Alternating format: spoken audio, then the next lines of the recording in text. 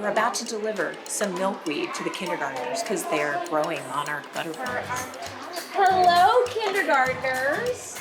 Do you know what this is? This kind of plant? Milkweed. You're right. It's milkweed. What we're doing here today at Alice West Fleet is we have the Master Gardeners of Northern Virginia, and they've been working with us all year long, getting our gardening program going, but also making sure students really know about the sustainability of gardening. So I think the most important thing to remember is that we need our pollinators. In order for our food systems to work, we have to have these native plants. And so the more native plants that you can put in your yard, in your garden, get rid of those lawns and check out the native plants that will attract pollinators to our area. Well, I'll just leave the milkweed right there, okay? So anytime they get hungry, you can take a leaf. Our school is zero net energy, and so we like to incorporate through our exemplary project all about how we can be sustainable in our community.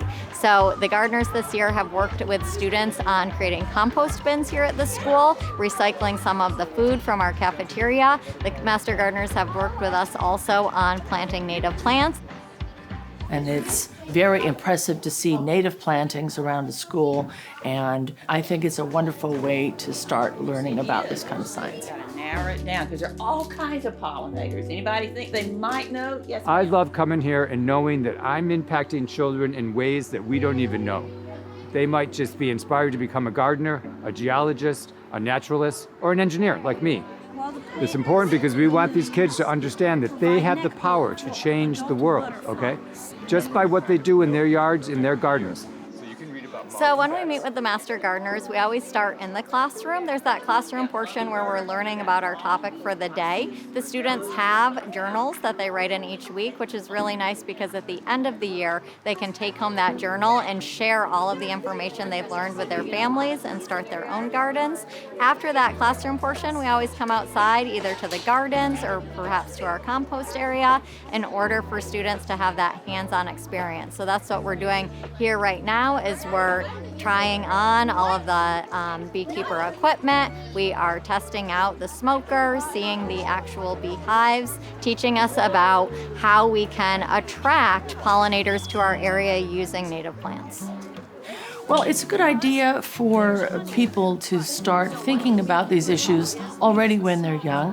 The group that's here is here almost every week, and they put together a great packet of various activities and environmental issues specifically related to what Master Gardeners know, which is mainly focused on plants, gardens, native plants, and supporting sustainable systems. I feel like it's pretty cool because I really like learning about new stuff, especially about gardening.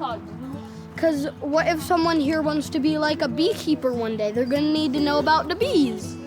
It's important for us to kind of protect them and learn about them because we want to be able to help have more bees in the future because like many things, they're an important part of an ecosystem, and if one part of an ecosystem goes away, the other things will slowly go away as well.